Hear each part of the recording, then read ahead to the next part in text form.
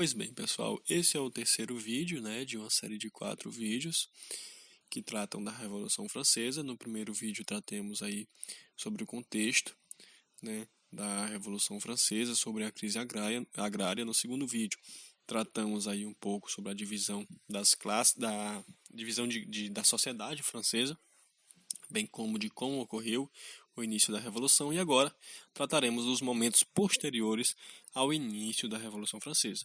Temos agora o terceiro estado tomando as rédeas das decisões do país, certo? E aí o terceiro estado ele decide lançar luz ao que a gente vai chamar de Declaração dos Direitos do Homem e do Cidadão, né?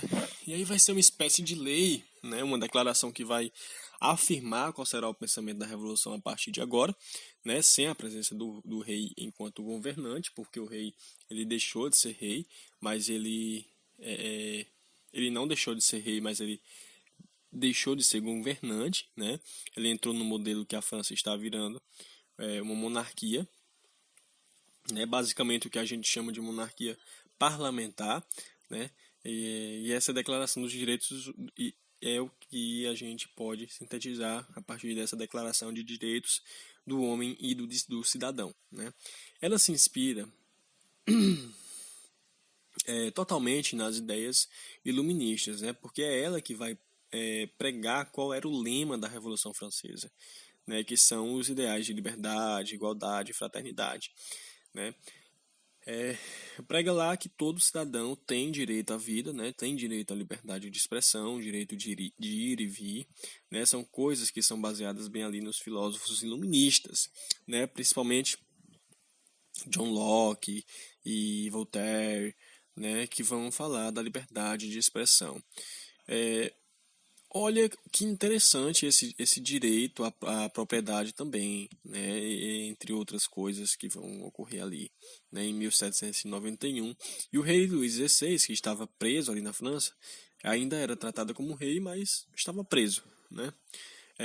Ele resolve fugir, né? Ele tentou fugir, principalmente para a Áustria, que era o país que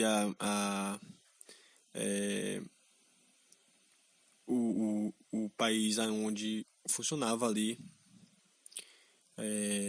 uma monarquia absolutista, né? Então ele procura ali ajuda na Áustria. Só que ele foi reconhecido, né? Só que ele foi reconhecido, foi preso novamente, né? Ele foi preso e depois ele vai ser condenado à morte, certo? E os jacobinos, né, principalmente, que queriam que ele morresse, né? Os girondinos não, os girondinos eles eram mais moderados, né? Nunca esqueçam que esses grupos que eu falei para vocês, eles são extremamente importantes nesse contexto de revolução, né?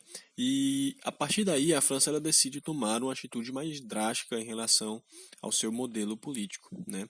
E é a partir daí então que a França, os revolucionários, as pessoas que fizeram a revolução, decidem substituir o modelo da Assembleia Nacional Constituinte e formar o que a gente vai chamar de convenção, certo? Em 1792 é formada a convenção que seria a convenção o que seria essa convenção, né? Nós teríamos os debates políticos feitos em convenção, né, para se discutir o futuro da França, né? Olha só, nós teríamos os girondinos que sentavam à direita da convenção, né? E nós teríamos os jacobinos que sentavam à esquerda da convenção. Lembrando que os jacobinos são os mais radicais. Daí vem um conceito aí que a gente conhece, né? O conceito prático de direita e esquerda, né? Aqueles que eram mais moderados, que eram girondinos, sentavam à direita da convenção e os jacobinos sentavam à esquerda, né? Lembrando que os jacobinos são os mais radicais. No meio tinha o que a gente chama de planície, né? Planície seria o centro, né? Ele ia basicamente com quem estava melhor no debate, né? Então era aquela turma que ficava em cima do muro, né? Enfim, só um detalhe, né? Um detalhe não que seja muito importante, mas um detalhe curioso que se chamava planície porque eles se reuniram, né? Se reuniam ali entre o debate dessas duas E aí uma coisa, né? Uma piada da época, talvez pra gente não faça tanta graça, né? Mas é legal explicar porque eles se reuniam no meio, né? Ficavam lá reunidos. E eles ficavam olhando por cima, né? Para ver qual era o grupo que estava melhor naquele momento. Se era a direita, os girondinos, ou se era a esquerda, os jacobinos. E aí foram apelidados de planície, né? Porque enquanto eles levantavam a cabeça, diziam que eles pareciam ali sapos nas planícies, né? Nos brejos. Procurando o momento do acasalamento, né? Era por isso que a gente chama de planície, né? E uma justificativa é essa, né? Bom, mas dentro dessa convenção ganhou força muito o grupo dos jacobinos, né? Que era liderado por um cara chamado Maximiliano Robespierre, né? E ele vai transformar a Revolução Francesa, né? Vai transformar aquele período que vai de 1792 a 1795 numa espécie de ditadura, certo? Mas essa influência dos jacobinos, eles vão suprimir a planície, né? Vão suprimir também os girondinos, a esse cara, Maximiliano Robespierre, né? E ele começa a governar a França de maneira bem destacada. E eles, né, esse período que a gente receber, vai receber o nome de período do terror, né? Terror em todos os sentidos, né, que a gente pode chamar. Eles tentaram, vamos dar uns exemplos aqui, eles reafirmaram que o primeiro e o segundo estado antigos, eles não funcionavam mais, né, que eles não teriam nenhum tipo de poder de fato, tanto é que até um pouco antes disso, que a gente precisa saber.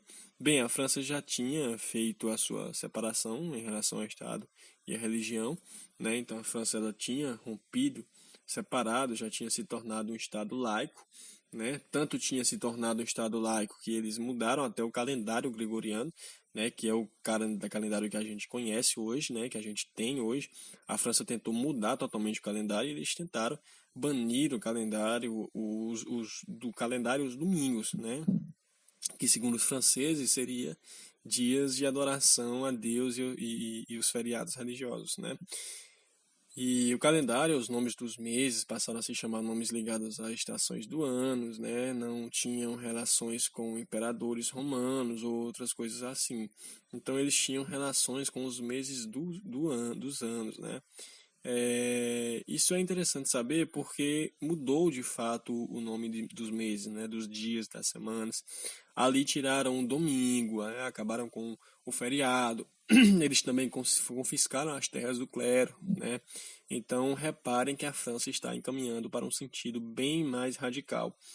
Aí, quando os jacobinos assumem o poder, né, aí através da convenção,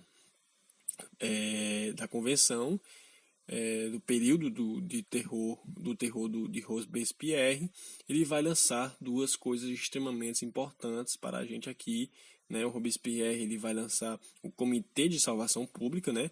E o que seria esse Comitê de Salvação Pública? Vai ser uma organização francesa que vai tentar inibir qualquer tipo de rebelião por parte daqueles que eram contra a Revolução e também ia cuidar das finanças da França, né?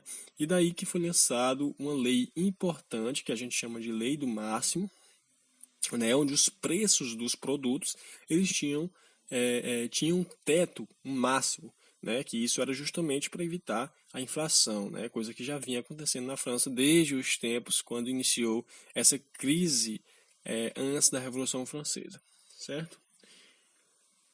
Mas o que é mais lembrado nesse período, né, que é por isso que ele é lembrado de período do terror, que é justamente por conta do Tribunal Revolucionário, né? Os jacobinos eles passaram a perseguir todos aqueles que eles consideravam, como é que a gente pode dizer, traidores da Revolução, né? E nesse momento que Luís XVI e Maria Antonieta vão morrer, né?